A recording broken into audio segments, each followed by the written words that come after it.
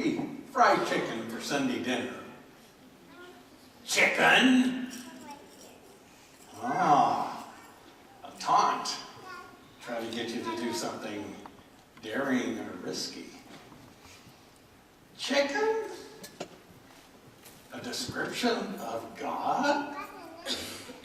Barbara Brown Taylor, pastor, theologian, professor, and now farmer, tells of a time when she first moved out to her little place in the countryside in the south of the United States, when she started raising animals.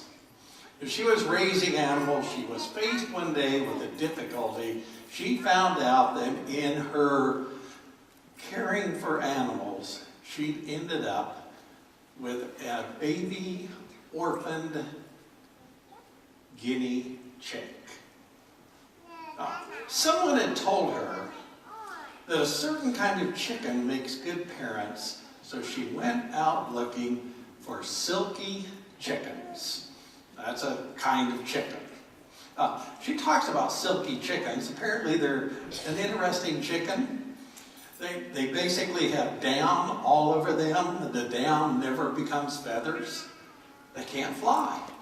They nest on the ground. They're ground birds. She says you would think that these silky chickens would be a bit disadvantaged as far as evolution is concerned. However, they've been around a long time. She says even Marco Polo talks about silky chickens in his diaries. So she went out looking for silky chickens. She found somebody who was selling them. She went, she bought a rooster, 3 hens, and some chicks. She said she was getting ready to leave, and she noticed a gray chicken going across the pen, and she said, "What's that?"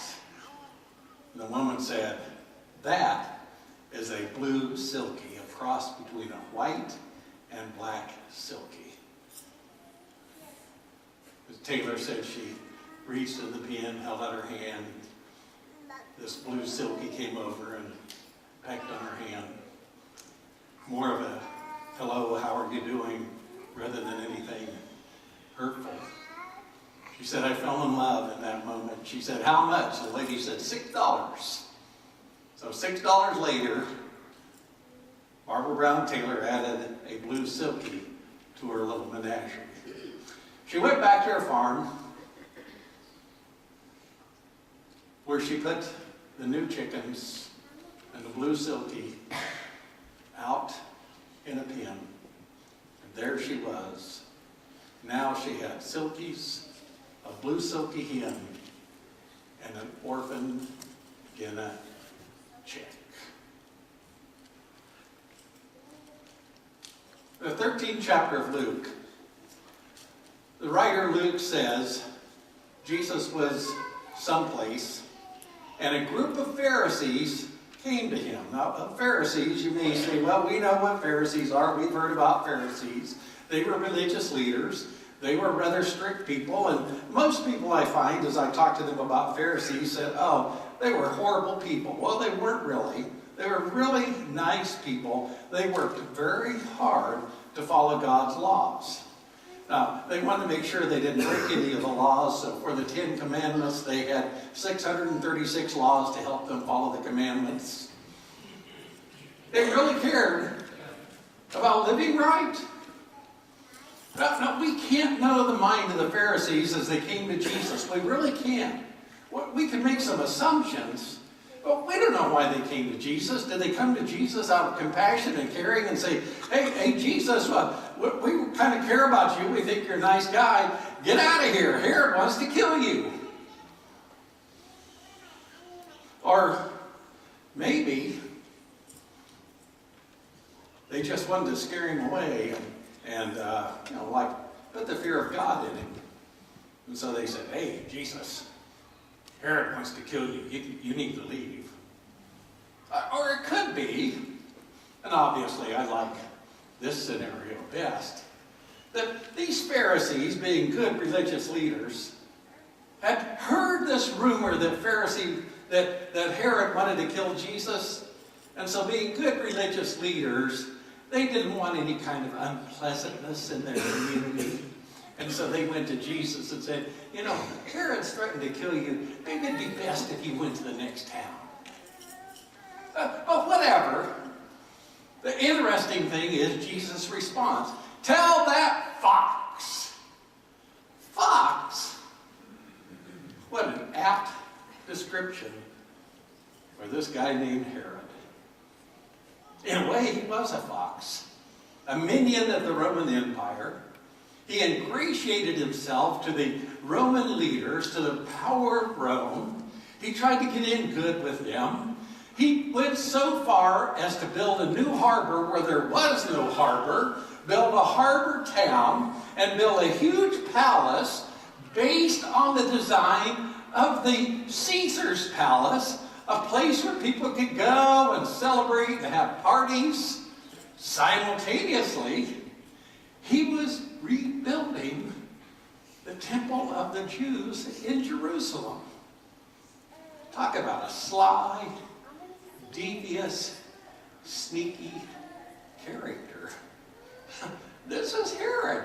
We know this from reading contemporaneous history of this guy. He was wily and sneaky and deceitful and cunning.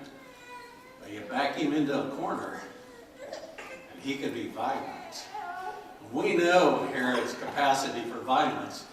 According to the Gospel of Luke, he'd already put John the Baptizer to death for a silly little promise he made. Tell that fox. What an apt description of Herod. Tell that fox that I am casting out demons. I am confronting the hurt and pain of this world. You know, this Jesus,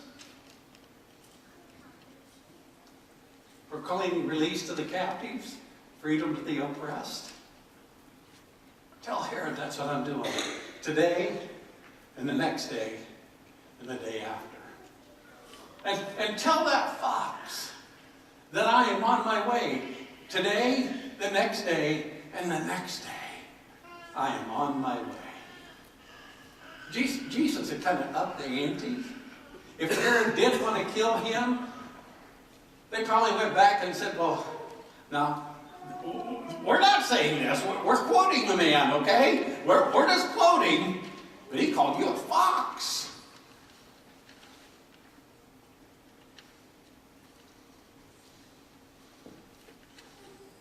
And Jesus said, I'm on my way to Jerusalem.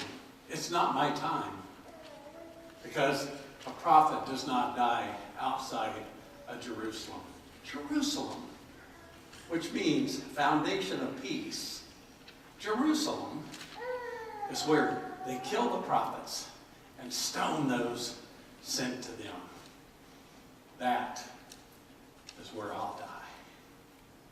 Jesus may have been exaggerating. Not every prophet was killed in Jerusalem, but enough were that he could make that claim that prophets and those who were proclaiming God's love were stoned and killed in the city of peace.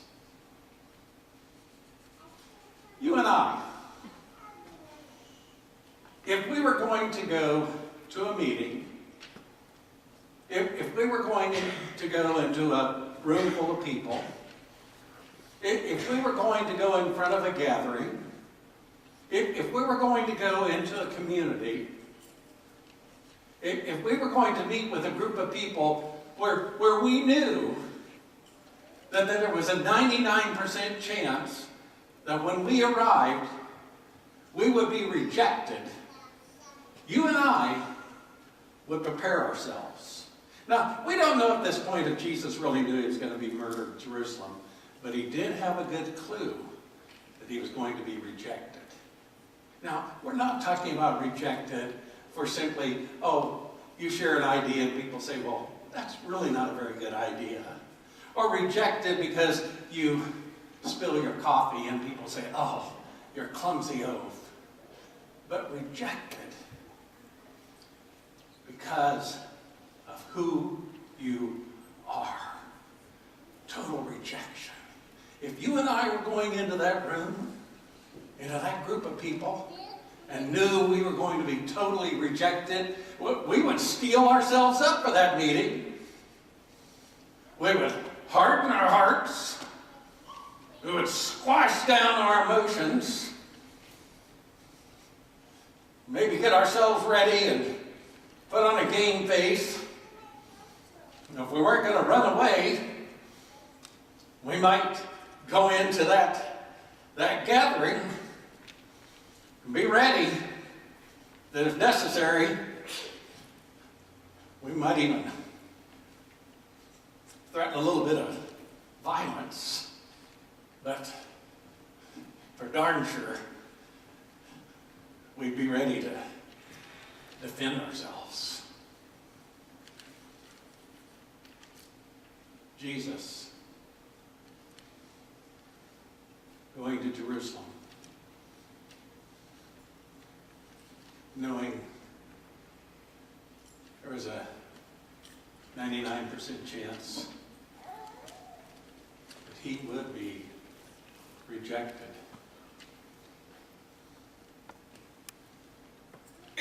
Jesus was on his way with a compassionate moaning. Jerusalem, Jerusalem, how I have wanted to gather you together in love as a mother hen gathers her chicks. Jesus facing rejection only spoke out of love, inclusiveness, compassion, and embrace.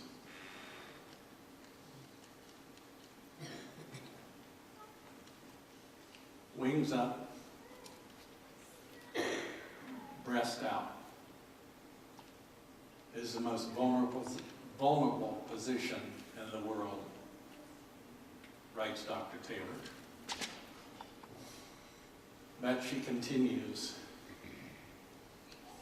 if Jesus was serious about being God, being the God of love, that's the only position he could take.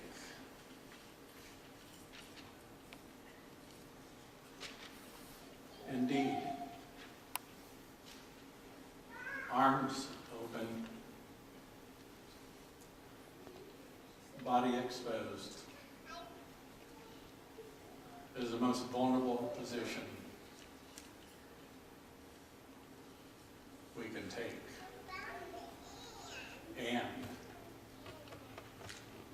the most loving position we can take. Vulnerability, says Brene Brown, is daring to show up and let yourself be seen. Jesus dared to show up and allowed himself to be seen completely. She put the blue silky hen in the pen and had a little wire mesh between the silky hen and the orphan guinea chick. She said she lay down on the ground and watched it for a little while, and it seemed like it was pretty calm. She took the blue silky, placed the blue silky into the same pen as the little orphan chick, and almost holding her breath, waited to see what was happening while she silently, fervently prayed, don't let her kill that chick. Don't let her kill that chick. The chick, after all, was not hers. In fact, it was a different breed, a different kind of bird. The little chick was totally other. For a few moments, nothing happened. Then the little chick gave a cheep took just a small step toward the hen.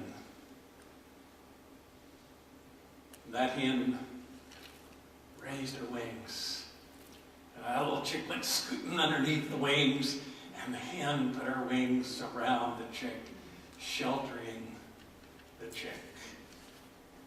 The chick was peeking out, and that blue silky was holding her close. From that day forward, they were inseparable as the little chick grew, was protected, learned how to eat, learned how to care for himself, and eventually learned to fly. Not only did that blue silky care for that little orphan, but for several more over the years. Angela invited all of us, not just our children, but all of us, to follow our leader. She said that was Jesus. And Jesus' position and posture in his day and in our lives was one of open arms and exposed body. And if we are going to follow Jesus, then we are invited to open our arms, expose ourselves, and be ready to embrace, include, and love everybody. In fact, I think open arms and exposing ourselves is really what all people would like to do. The most vulnerable position in the world. Open arms, exposed body. And also the most loving position we can